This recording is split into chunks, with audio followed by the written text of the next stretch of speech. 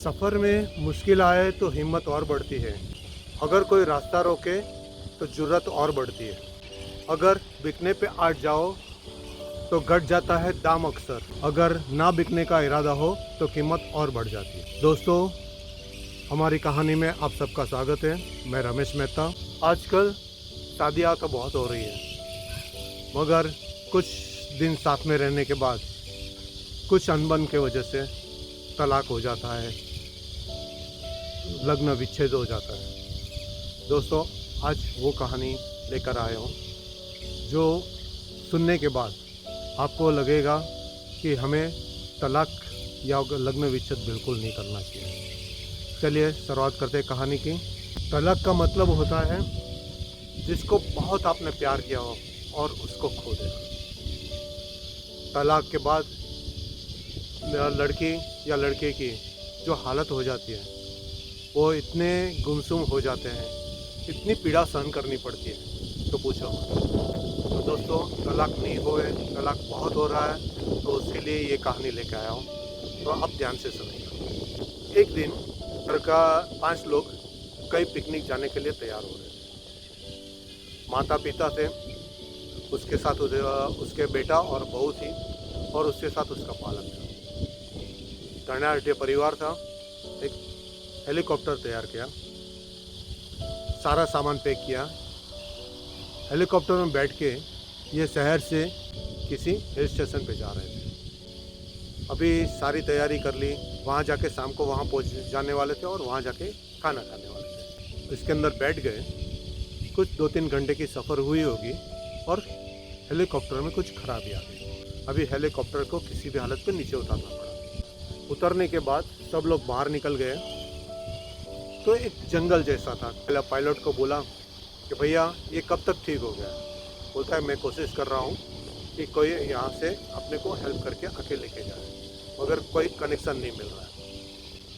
मगर मैं कोशिश करता रहूँगा, हेलीकॉप्टर को भी ठीक करने की कोशिश करता हूँ, मगर शायद हमको कल सुबह तक तो कोई ना कोई व्यवस्था हो ही जाएगी। जो लड़का था, राजेश था, उसने उसकी पत्नी और उसके माँ बाप को बोला कि अभी हमको शाम के खाने के लिए बंदोबस्त कुछ करना पड़ेगा, नहीं तो भूख हमें मार देगी। तो उसके माँ बाप ने कहा हाँ ठीक है, हम लोग कैसे करेंगे, यहाँ तो कुछ साथ में लेके नहीं आए। तो राजेश ने बोला कि हम ऐसे करते हो, काम डिवाइड कर देते हैं। माँ आप खाना बना दोगे, पिताजी आप ये जो बाजू में झरना बह रहा है उसमें से थोड़ा पानी भर के लेके आना, ताकि जो भी हम लेके आए उसको हम प्यास भी बुझा सके और खाना भी पका सके। उसके बाद उसकी पत्नी को कहा कि आप और बेटे दोनों का चाहिए और कुछ सूखी लकड़ी इकट्ठी करके लेके आइए, और मैं खुद जाता हूँ, जहाँ जाके कुछ कंदमूल या फल जो भी मिलेगा वो मैं लेके आता हूँ। अभी सबने काम डिवाइड कर दिया। माँ का कुछ काम नहीं था तो वो वहाँ बैठ गई शांति से। उसका जो पिताजी थे हाथ में 2 बाल्टी लेके झरने के पास पहुँचे। पानी तो भर दिया, मगर पानी के बाल्टी उठा के लेके जाना बहुत डिफ़िकल्ट था। उसने उठाने की कोशिश की मगर उठ नहीं रहा था। घुटने में दर्द होने लगा, कमर में दर्द होने लगा। बोला कि मैं बाद में देखता हूँ, जब तक बेटा ने और बहू आ जाएगी उसके बाद देखेंगे, तब तक मैं यही बाल्टी रहने देता हूँ और मैं मेरी पत्नी के पास जाके बैठ जाता हूँ। वो और उसकी पत्नी दोनों थोड़ी बातें कर रहे थे, हंसी मजाक कर रहे थे।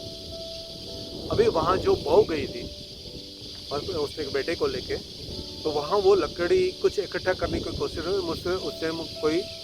उससे कोई लकड़ी टूट नहीं रही थी। वो काफ़ी कोशिश कर रही थी, मगर वो बहुत परेशान हो गई थी कि कुछ हो नहीं रहा।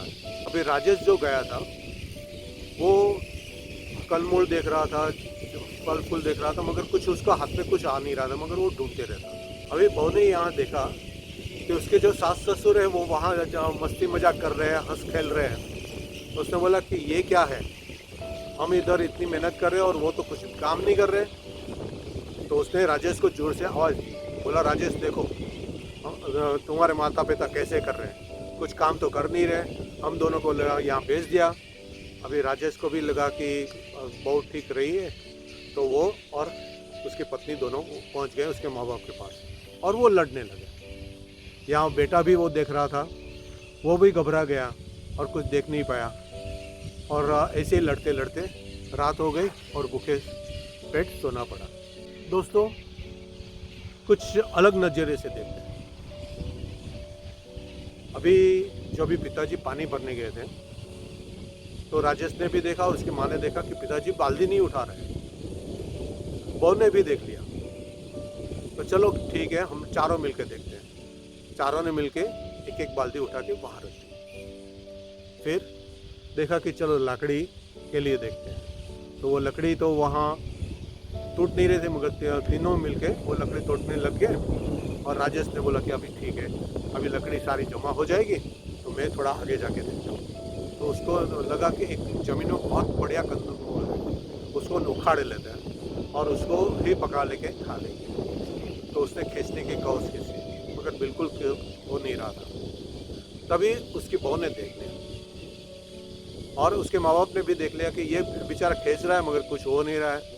तो वो और उसका छोटा बच्चा भी था ना, वो भी कुछ पत्थर लेके आया, वो खोदने लगा।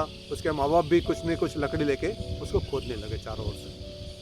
और फिर चारों ने मिलके जो हैसा करके आवाज़ दिया और खींच लिया, तो कनोड़ बाहर निकला है। बहुत खुशी हुई।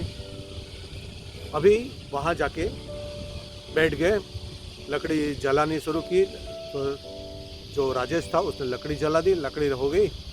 अभी बहू ने वो जो कनमूल आया था उसको अच्छे से पानी से धो दिया।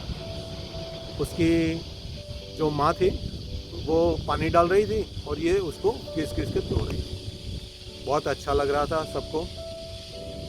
धोने के बाद उसने वो अग्नि पे पकाने के लिए रख दिया।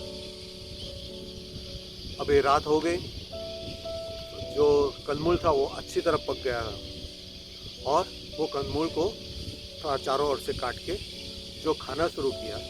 जिंदगी में इतने अमीर लोग ने अच्छी से अच्छी होटल में खाया होगा, उसका उतना मज़ा नहीं आया होगा, उससे ज़्यादा ये कंदमूल खाने से आ गया। बहुत आनंद किया। उसके बाद वो लोग ने बैठ के कुछ गीत भी गा लिए। कभी साथ में बैठ के कभी गीत भी नहीं गाए थे, मगर उस दिन गा दिए। और उसके बाद हेलीकॉप्टर में जाके सो गए। दोस्तों, यही तो ज़िंदगी होती है। ज़िंदगी का आनंद अगर साथ में मिलके करोगे तो आनंद मिलेगा। दोस्तों, सारे परिवार मिलके घर बनाओ।